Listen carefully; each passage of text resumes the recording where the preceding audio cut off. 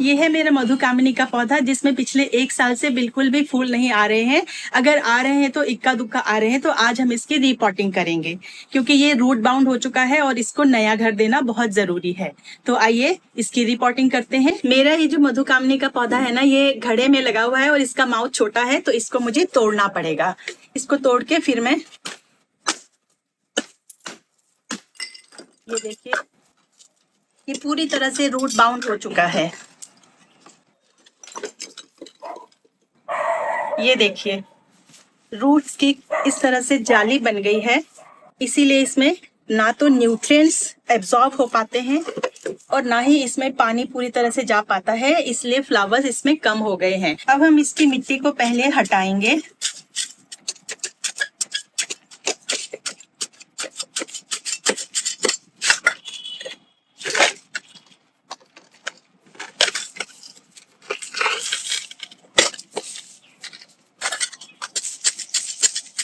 मैं तो सोच रही थी कि ये रूट बाउंड हो गया है, लेकिन दोस्तों ये रूट बाउंड तो नहीं हुआ है, लेकिन फ्लावर इसमें फिर भी नहीं आ रहे थे।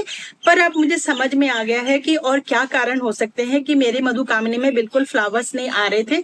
तो चलिए, अब इसको हमने निकाल ही दिया तो रिपोर्ट तो करते ही है, लेकिन वो और प्रॉब्लम जो है ना, जिसके कारण इन्हें फ्लावर नहीं आ रहे थे, वो भी हम डिस्कस करते हैं, साथ में उनका समाधान भी ढूंढते हैं। इसको रिपोर्ट करने के लिए मैंने वो वाला पॉटिंग मिक्स लिया है जिसका मैंने वीडियो पहले बनाया हुआ है, अपने चैनल पे डाला है, जो आपको स्क्रीन पर दिख रहा होगा। अगर इस वाले पॉटिंग मिक्स में आप अपने पौधे को रिपोर्ट करते हैं ना, तो फिर 6 से 8 महीने तक आपको कोई भी न्यूट्रिएंट या खाद नहीं डालना पड़ेगा और आपके प्लांट में फूल आने शुरू हो जाएंगे। यहाँ पर मैंने ये 12 इंच का पॉट लिया हुआ है और आप देख सकते हैं कि नीचे तो ड्रेनेज होल है ही। इसमें मैंने इतनी मिट्टी डाल ली है ताकि बॉटम में कंफर्टेबल रहे ये प्लांट रखने के लिए। अब मैं इसके साइड से पहले इसको देख लेती हूँ डाल के कि कितना डेप्थ रहेगा। बिल्कुल सही है। ये देखिए, मैंने इसको डाल दिया, इसकी जड़ें भी सारी इसमें कवर हो गई हैं। अब इसमें मैं पॉटिंग मिक्स डालूंगी।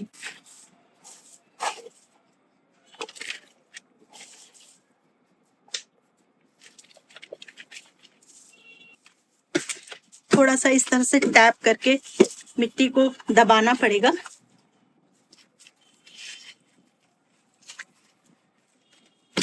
मैंने मिट्टी को यहाँ तक भर दिया है। ऊपर कम से कम 1.5 से 2 इंच छोड़ना बहुत जरूरी होता है, ताकि जब आप खाद डालते हैं इसमें या फिर पानी डालते हैं ना, तो यहाँ पे जगह होनी चाहिए पानी डालने के लिए या खाद डालने के लिए। रीपॉटिंग करने के बाद इस बात का ध्यान रखें कि आप पानी जरूर डालें ताकि मिट्टी थोड़ी बैठ जाए। हालांकि ये मिट्टी मेरी गीली थी, लेकिन फिर भी मैंने ये डाल दिया है ताकि मिट्टी बैठ जाए। रीपॉटिंग करने के बाद हम प्लांट को 5 से 6 दिन तक छाया में रखेंगे, क्योंकि अभी ये शॉक में है, तो इसलिए इसको और स्ट्रेस से बचाने के लिए छाया में रखना बेहतर है। अब मैं बताती हूँ कि मेरे मधुकामिनी में फ्लावर्स क्यों नहीं आ रहे थे। एक्चुअली मेरा जो प्लांट था ना, वो छोटे माउथ वाले पॉट में लगा हुआ था, तो छोटे माउथ के कारण इसमें मैं प्रॉपर गुड़ाई नहीं कर पाती थी। तो इस वजह से जो है ना, मिट्टी का जो सर्कुलेशन होता है या उसको ढीला करने का जो प्रोसेस होता है गुड़ाई करके, वो नहीं हो पाता था, तो जिससे इसमें ऑक्सीजन की जो सर्कुलेशन था वो नहीं हो पाता था, तो जड़ें कमजोर हो जाती हैं। अच्छा, दूसरा कारण ये था कि जब मैं इसमें पानी या फिर कोई भी खाद डालती थी ना, तो वो भी नीचे तक नहीं पहुंच पाता था, वो माउथ में ही, यही नेक तक ही रहकर वहीं पे रह जाता था।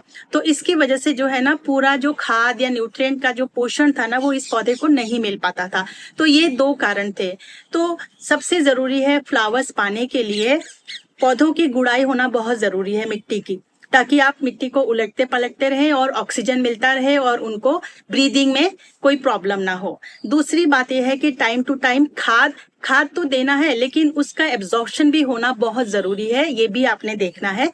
और तीसरा कारण तो ये है ही कि इसको, जैसे मधुकामिनी को कम से कम 6 से 7 घंटे की धूप चाहिए प्रॉपर फ्लावरिंग के लिए, तो इन बातों का ध्यान रखना जरूरी है। अब तो मैंने इसकी रीपॉटिंग एकदम खुले माउथ वाले पॉट में कर दी है, तो मुझे कोई प्रॉब्लम नहीं आएगी इसकी देखभाल में, और इसका जो रिजल्ट है मुझे 15 से 20 दिन में दिखेगा, तो मैं इसका रिजल्ट आपके साथ शेयर करूंगी। अगर आपको वीडियो पसंद आया है तो चैनल को सब्सक्राइब करें और वीडियो को लाइक और शेयर जरूर करें। मिलते हैं अगले वीडियो में कुछ और न्यू जानकारी के साथ, तब तक के लिए बाय बाय।